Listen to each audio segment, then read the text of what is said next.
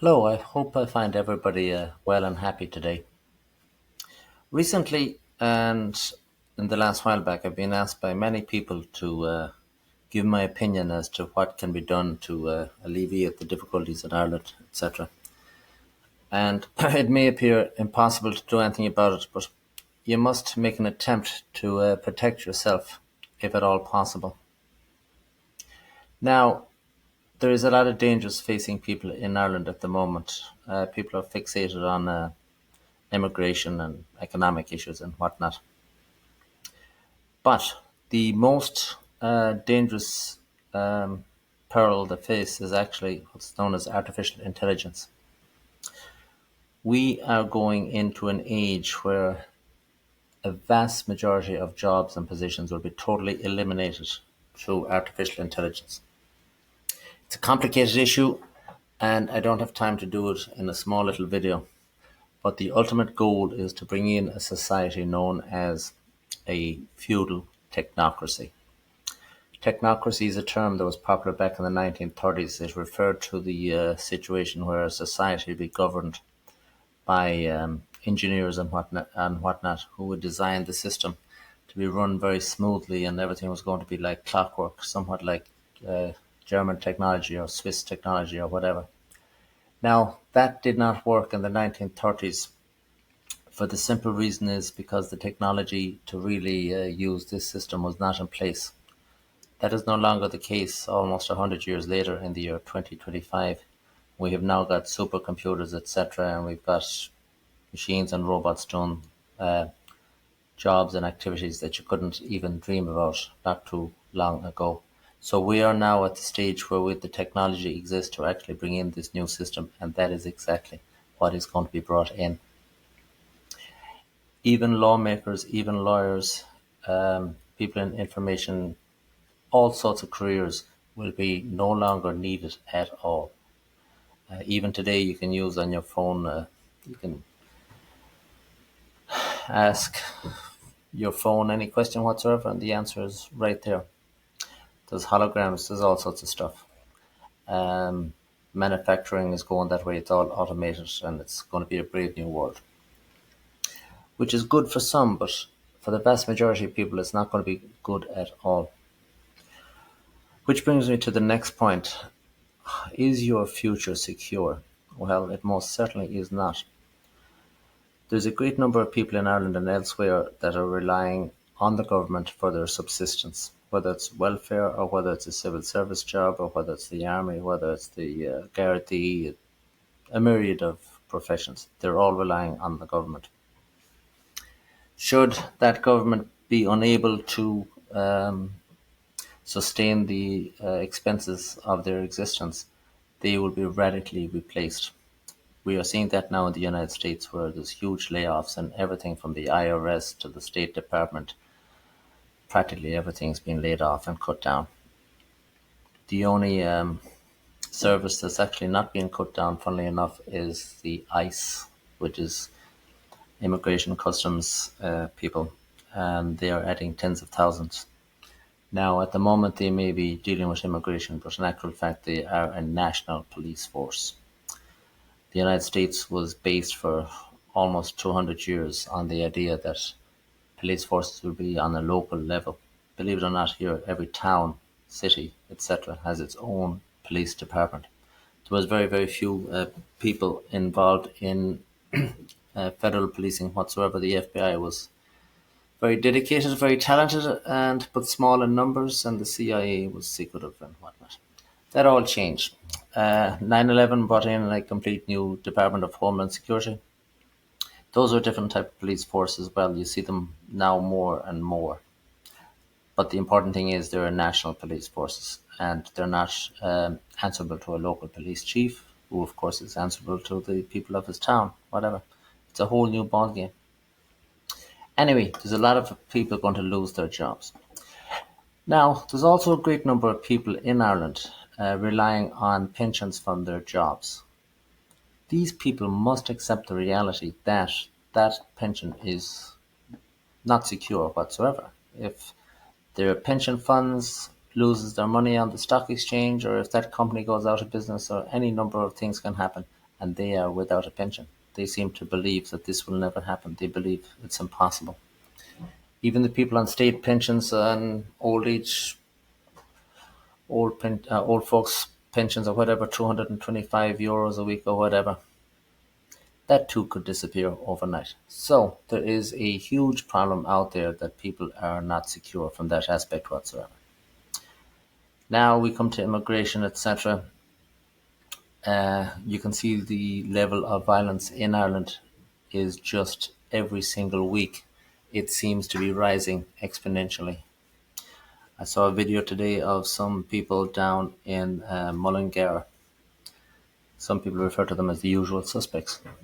Anyway, two of them approached the house and fired a firearm at the house or whatever. Not very adept, but that doesn't make any difference if you're hit by a bullet. And they ran away and they were followed by numerous people coming out of the house, which of course does not seem to be the brightest thing in the world to do either, but we're not talking about the brightest people on the planet, are we? And they chased these people down and they were arrested or whatever. Who knows what will happen to them? Maybe nothing will happen to them, because in Ireland anything is possible. Bad and all as that was, we had a vicious incident yesterday. Many will have seen it on the web as well. There was some individual in Dublin, a young man, whatever. He was stabbed in the leg, they cut his arteries, etc. He was within seconds of dying, that fellow, because he didn't get the proper treatment initially.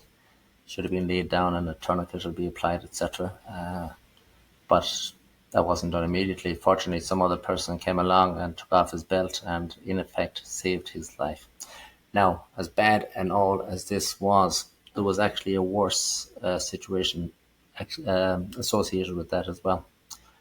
On the video yesterday, we were told that he punched or hit or struck out at some lady trying to help him.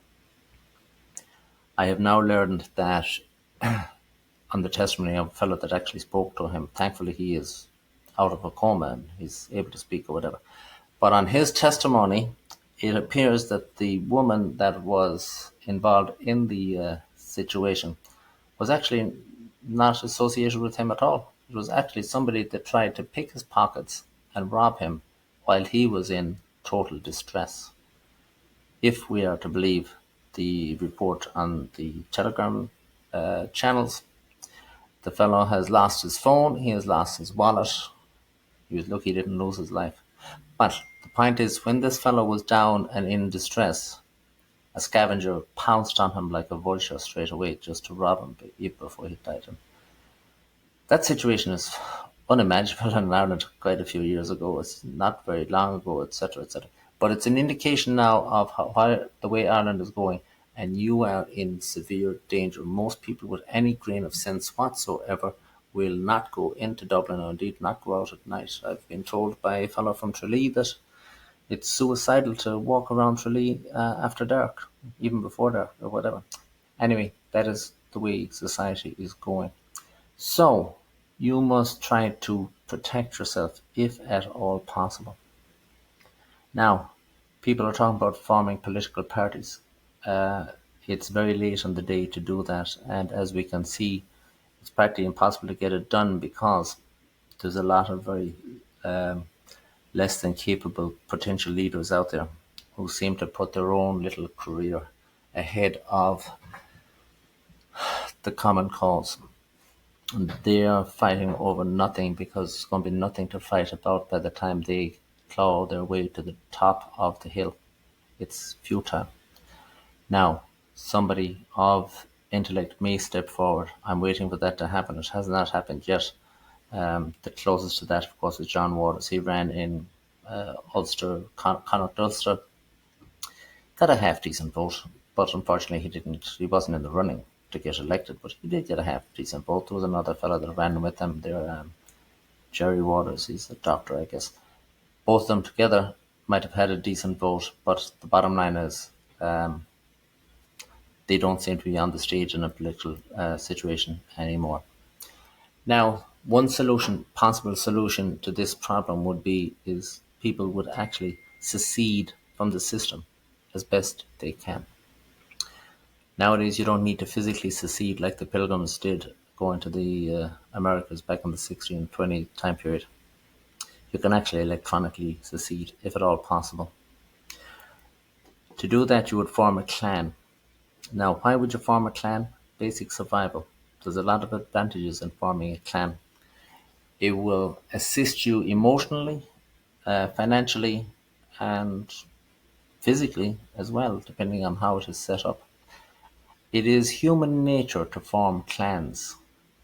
It is believed that the ideal size of a clan is 160 individuals because that is the number that they have found that people will get to know one another very, very well in that size of a grouping.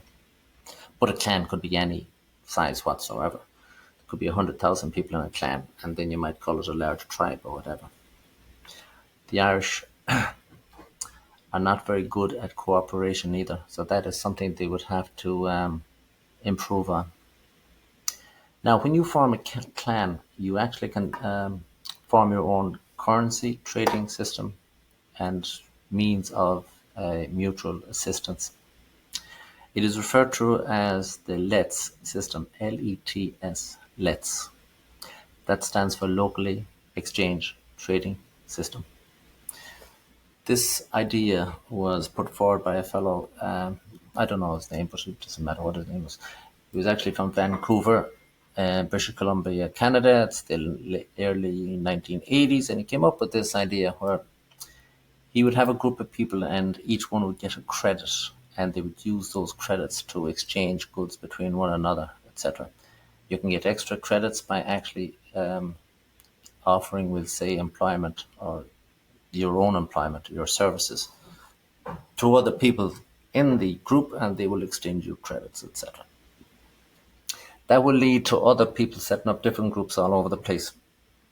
They will then actually, some of them will issue their own locally backed currency that businesses in that general area would use and accept, no different than the dollar bill. The most famous one was in a city in upstate New York called Ithaca. It was based on a unit of currency known as the Ithaca hour, HOUR. It was an hour of services or work or whatever, and at the time it was valued at $10. So $10 an hour, whatever. If you had a service, say babysitting or whatever, you would do 3 hours and you'd have 3 hours that you could use to pay your mechanic to change a wheel or whatever. And that currency was able to be actually worked into into existence. Okay, and everybody in that time would have kept a log or a journal or whatever, and their credits back and forth. The more people in the group, the better this worked. Now, there was also some examples of this in Ireland, believe it or not. You can Google these things if you wish. There was a group down in Cork that was called Cork, CORK, LETS. I think it's still in existence, but it's not trading because it's not a done thing in Ireland. They just don't have the foresight to get into this in a big way. But it's no different from Facebook Marketplace or anything else. You just use a different currency. It's as simple as that. There was another one up in Donegal, and it failed too. I forget who was involved in that, but that was about 20 years ago. Back in the 17 or 80s, there was an area of Dublin called Shankill, I think it was. They had a Shankill trading system as well. These are not a new idea. They've been around for quite a while. That is what people should do. Now, there's other things involved. Most of these trading systems, if you were paid, you'd have to report that as income, etc. And that's all well and good as well. And it was just introducing new currency into the system, and people could do the best they can. Now, there was many different currency. You could have your own currency, you could have it backed by something, or you could have it backed by nothing at all. For example, I would suggest it to be backed by silver. I would suggest that people will say have 10 ounces of silver or whatever, and they would use that as their currency. And it's not too complicated. For economic reasons, you might want to do Take, for example, this coin here. This is an American Eagle silver coin, 1 ounce. You can buy them indirectly from the US government. They mint them, millions and millions and millions of them. They're about $5 more than the spot price of silver. So today that would be probably $43 or $44 each. That is a big coin. Remember now, in the 1890s, when you watch a Western with Clint Eastwood, he will walk into the saloon and he will toss this coin, or a similar one anyway, onto the countertop. And that was a $1 bill, a $1 coin at the time. Simple as that.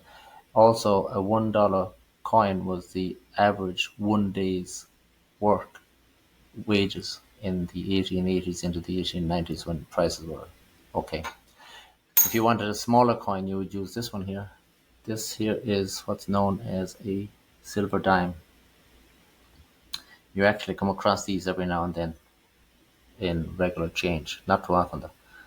It's called a mercury head dime. Okay, it's called a mercury head dime for a very simple reason. That's the god Mercury that's on it. It's not complicated at all. That would be a form of a currency. You could actually mint your own currency as well, but that is a bit more expensive. For example, I had an idea a few years back to mint my own currency, and I designed it and minted it myself. It can be done.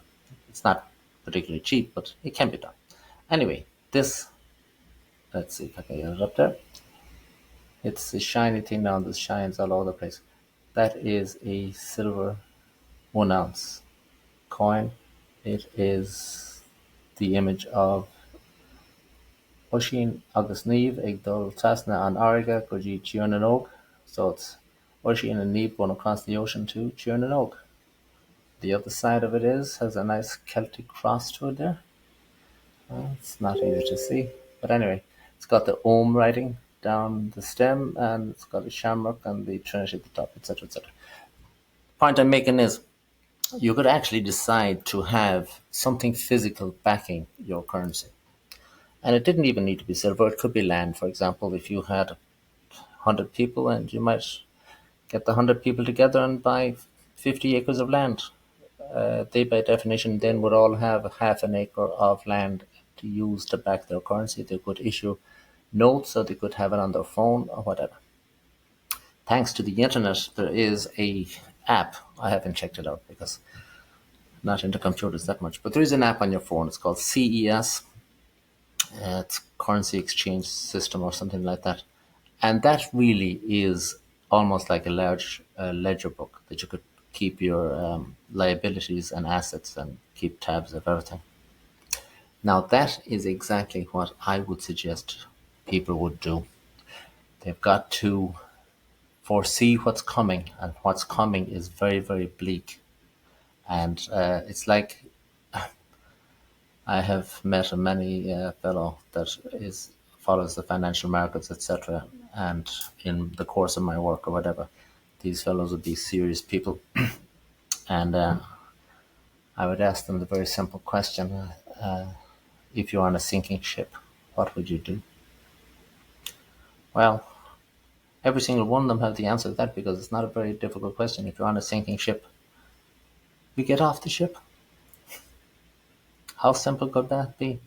Now, that is just a few thoughts on that issue, and I'm 20 minutes into it, so I will leave it at that.